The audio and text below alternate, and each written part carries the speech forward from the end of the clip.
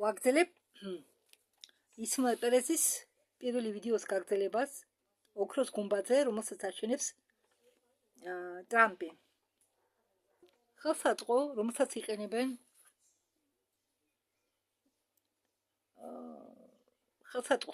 იყენებენ შეუძლია სივრცის მატერიის გამოყენება უსაზღვრო ენერგიის გამომუშავებაში, უпроსტად უსაზღვრო ენერგიის გამომუშავება შეუძლია. ეს ყველაფერი მიიყვანს საქმეს იქამდე, რომ ნავთობის მომპოვებელი კომპანიები როკფელერებისა გაკოტრდებიან, რადგან ვერ შეძლებენ ფული შევნას. მთელი მათი ინფრასტრუქტურა დაინგრევა. სუბსაენერგია წვის და ათხოვების გარეშე სასარგებლოა ეკოსისტემისთვის.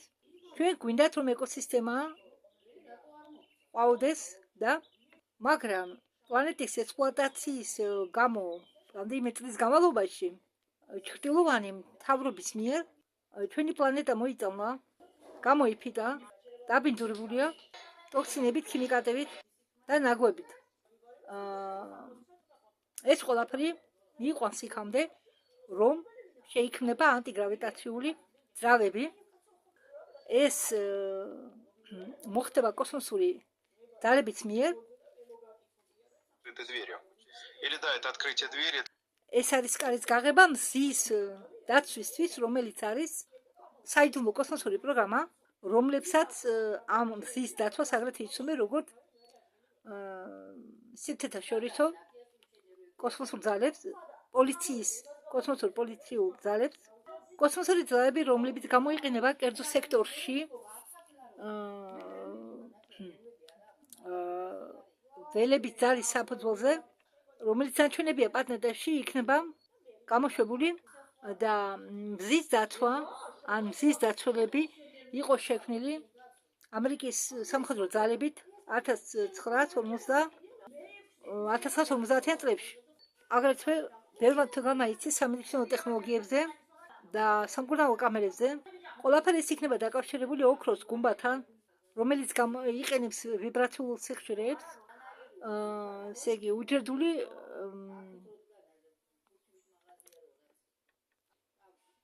რეგენერაციისთვის, რომელიც გამოიყენება უჯრედული რეგენერაციისთვის და დაავადების გასაკუნავად. აგრეთვე კვანტური ინტერნეტი, რომელიც იქნება დაკავშირებული თავისუფლების კვანტურ სელთან, რომელიც თავი მხრივ იქნება დაკავშირებული კვანტურ ფინანსურ სისტემასთან, რომელიც თავის მხრივ იქნება დაკავშირებული რასთან და ისმის კითხვა თქვენი გულის სისუფთავესთან. Это будет невозможно взломать, верно? ამის გატეხვა იქნება შეუძლებელი, კიბერ შეტევები იქნება შეუძლებელი, ამას ვერ შეძლებენ. კვანტური კომპიუტერის კვანტური ქსელის გატეხვას კომპიუტერში ვერ შეძლებენ. შემდეგ სტარინგის მეშვეობით ჩვენ გვექნება დაცული კომპიუტერული ქსელის სისტემა. და ეს ინტერნეტი არ იქნება კონტროლის ინტერნეტი. და ინტერნეტი იქნება დაფუძნებული არეულ ფოტონურ სისტემაზე. როდესაც შეუძლებელი იქნება კიბერ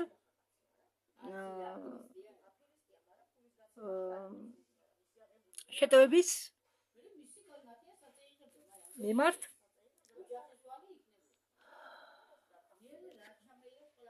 მიდრეკილი. ჩვენ შეძლებთ წყლის მიღებას ხარიდან, ამით გაკეთება დღეს ბევრს შეუძლია, მით უმეტეს რუსეთში და ბევრი არის ინტერნეტში ვიდეოები, სადაც აჩვენებენ თუ ამას როგორ აკეთებენ დაჩინგები, მაგრამ არის ტექნოლოგიები, რომლის დახმარებით შეიძლება წყლის ამოღება ხაერიდან, ატმოსფეროდან და ბევრი ამ ტექნოლოგიებიდან ჩვენ გვაჩუქეს უცხოპლანეტელებმა. კიდევ არის ამით ის დამარეგულირებელი სისტემა შეიძლება გამოიყენოს სასიკეთოდ. ამ ხრივ ესე იგი თავიდან აერიდო მიწისძვრები, ვულკანების ამორფება, ცუნამები, ჩვენ ბუკვალურად შევდივართ ახალ ერაში და მოვამარაგებთ ახალი სუფთა-წყლით, სტაბილური კლიმატით, მსოფლიოს ყველა რეგიონებს, ხომ მთელი მსოფლიოს რეგიონებს ეს ტექნოლოგიები ადრე იყო დამალული მიწისქვეშა ბაზებზე, საიდუმლო ლაბორატორიებში. ელიტებმა იცოდნენ, რომ ამ ცოდნების განთავისუფლებს მთელ მასებს ადამიანებისა. ამიტომ ამას მალავდნენ საიდუმლოდ, მაგრამ საიდუმლოს და აკრძალვების ეპოხა ბოლოსკენ მიდის და ჩვენ ვიცვლებით გლობალურ ცნობიერებაში. და ეს ყველაფერი დაკავშირებულია მზის ველზე ამოფრქვევასთან დაკავშირებულია. უბრალოდ ეს ყველაფერი ხდება მზეზე ამოფრქვევასთან დაკავშირებით, რომელიც ამაღლებს არახოლოდ ვიბრაციულ სიხშირეს პლანეტისა, არამედ კოლექტიური ცნობიერების სიხშირესაც, ვიბრაციასაც. ასე რომ ეს იქნება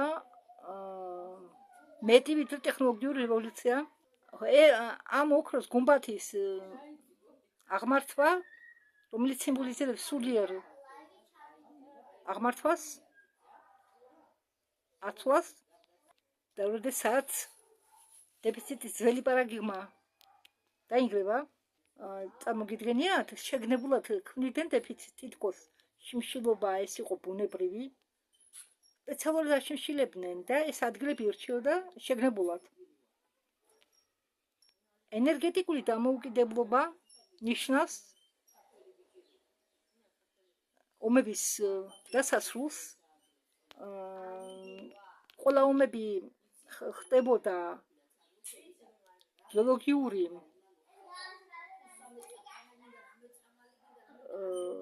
შეგნებულად პრობლემების შექმნით. უпроსრად ომები დაკავშირებული იყო ყოველთვის ნავთობთან, აირთან და კიდევ ბევრ რამის სხვასთან. გამოჯამრთელება დაკავშირებული იქნება ფარმაცევტული კომპანიების დანგრევასთან, დაშლასთან უпроსრად, რადგან ფარმაცევტული კომპანიები ნახავენ დიდ ზარალს. ოქროს გუმბათი მხოლოდ ტრამპის პროექტი არა. ეგ პროექტი იყო დაგეგმილი ალიანსის მიმართ ტრამპის მოსვლამდე, ტრამპის პრეზიდენტად დაბრუნებამდე.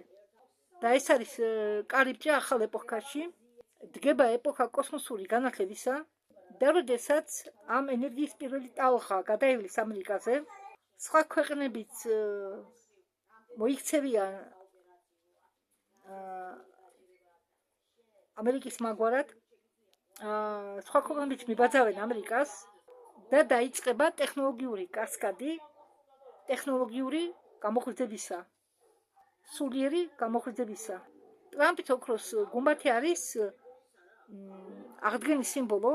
ისმაილ პერეზი ამბობს, რომ მე ხა თქვენ მოგიყვებითო პროექტ ზეროზე, რადგან მთხოვესო, თუ თქვენ არ გაქვთ წაკითხული საიდუმლო სახელმწიფო და არქიტექტორები, ჩემი წიგნების ნახვა შეიძლება ამაზონზე. 10 წლების განმავლობაში ჩვენი სამყარო ცხოვრობდა დაუმარცხებელი იმპერიის ზეგავლენის ქვეშ. ეს იყო ძალიან რთული, გასაიდუმლოებული, ქსელი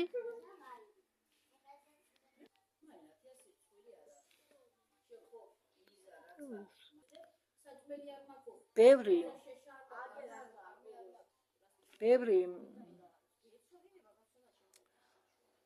ინფორმაცია, გასაიდუმლოებული ინფორმაცია იყო გახსნილი ფანტასტიკური ინფორმაციის ქვეშ.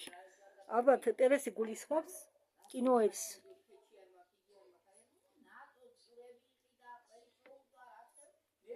ამდაგვარი პროექტებთან ერთად არის პროექტები ზერბა, კარიბჭეები და კიდევ ბევრი სხვა. მე ნახსენები მაქვს, რომ არის კარგი და ცუდი პროგრამები და კარგმა პროგრამებმა ნეიტრალიზაცია გაუკეთეს ცუდ პროგრამებს, რომლებიც მოქმედებდნენ ყველაფერს მიუხედავად. მოდით დავიწყოთ პროექტ ზერბიდან, პროექტი ზერბა, რომელიც იყო უცხოპლანეტელებთან შეცვლის პროგრამა. შეცვლა-გამოცვლის პროგრამა. ეს მოხდა 1950-იან წლებში, უფრო სწორად 40-იანი წლების დასაწყისში. პროექტი ზერბა იყო ჩატარებული სამხედრო რასერკის მიერ 1960 წელს. პროექტი ზერბა იყო უცხოპლანეტარულ რასებთან უფრო სწორად უცხოპლანეტელებთან ურთიერთობის შედეგად. ზეტა რეტიკულიდან ცნობილი როგორც ტაკივანსები. მათ ახსენა ელენმა დანანმა თავის ვიდეოში. ხოლმე ახსენებს ხოლმე.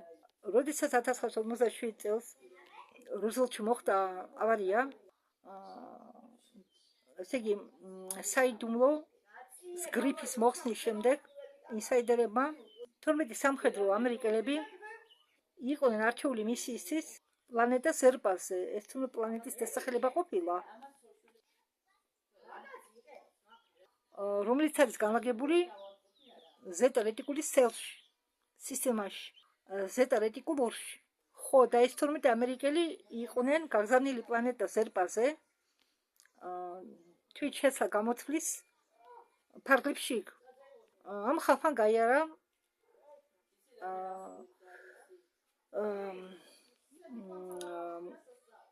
მომზადება ლინგვისტიკის მხრივ, მეცნიერების და მედიცინის მხრივ და იყვნენ აყვანილი საიდუმლო კოსმოსური ხომალდის ბორცვზე. და იქენ გაგზავნილი რამდენიმე სინათლის მანძილის კილომეტრის მანძილზე სხვა პლანეტაზე ზეტა რეტიკულში. ამ ამერიკელებმა გაატარეს იქ 13 წელი, სწავლობდნენ კულტურას, რომელიც ჩამოგავს ჩვენ კულტურას. მათ ისეთივე ტექნოლოგიები აქვთ, ისეთივე ბიოლოგია და ისეთივე საზოგადოება. დაბრუნდნენ მხოლოდ 8 ადამიანი, 8 ამერიკელი და მათი მონაცემებმა მათმა ინფორმაციამ მოახდინა უზომო რევოლუცია ვარსკვლავთა შორისო ფიზიკის გაგებაში. ცხოვრების მომრაგების, უბრალოდ სიცოცხლის მომრაგების მხრივ დროის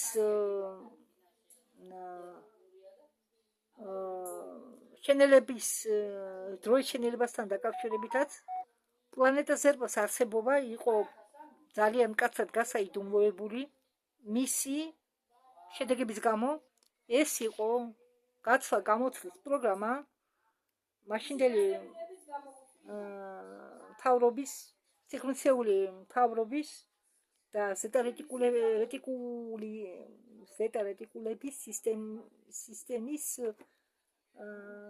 სისტემას შორის და ერთი რომელიც განლაგებულია სისტემა რომბოლაში. მოდით ახლა ვისაუბროთ პროექტზე ვარსკვლავური კარიბჭეები, ანუ კარიბჭეები. ეს პროექტი ვარსკვლავური კარიბჭეები იყო მიმართული სუპერ ჯარისკაცების შექმნაზე ვარსკვლავთა შორისო კორპორაციებისთვის,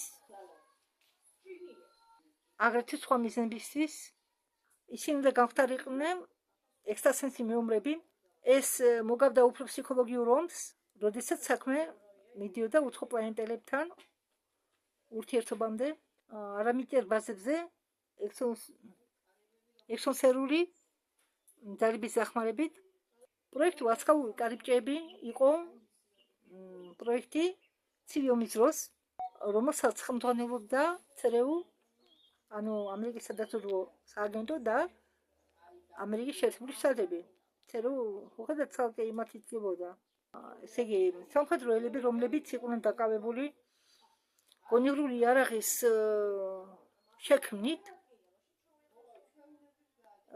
ხო, და ეს გონივრული იარაღი იყო დაფუძნებული ადამიანის გონებაზე და ეს ყველაფერი დაიწყო სტენფორდის კვლევით ინსტიტუტში 1970-იან წლებში. ისინი იკვლევდნენ სენსორულ მოქმედებას ადამიანების მხრიდან, რომლებიც ხედავდნენ მანძილზე სხვა ადამიანებს და ესმოდათ მათ. ხო, ისმაილმა ახლა დაასახელა ორი ადამიანის გვარდასახელი. ესენიო მანძილზე აკორდებოდნენ საბჭოთა კავშირის სამხედრო ელებს და უცხო პლანეტელებს, ზოგ უცხოპლანეტელებსო მთვარეზე და აგრეთვე მიწიერ ცივილიზაციებით პროექტმა ვარსკვლავურმა კარიბჭეებმა დაამტკიცა არამიწიერი გონების არსებობის სიმართლე. ამ პროგრამას მოეხსნა საიდუმლოს გრიფი 1980-იან წლებში და ამ პროგრამაზე იყო ბევრი რამ ცნობილი 1994 წლისთვის. უბრალოდ ის იყო მას გრიფის საიდუმლო მოხსნეს 1994 წელს. ამიტომ საერთოდ ითვლებოდა, რომ პროექტი ვარსკვლავური კარიბჭეები არასდროს არ იყო გასაიდუმლოებული. მათ უბრალოდ სხვა სახლები დაარქვეს და გახადენ უფრო დაადვეს საიდუმლოს გრიფი.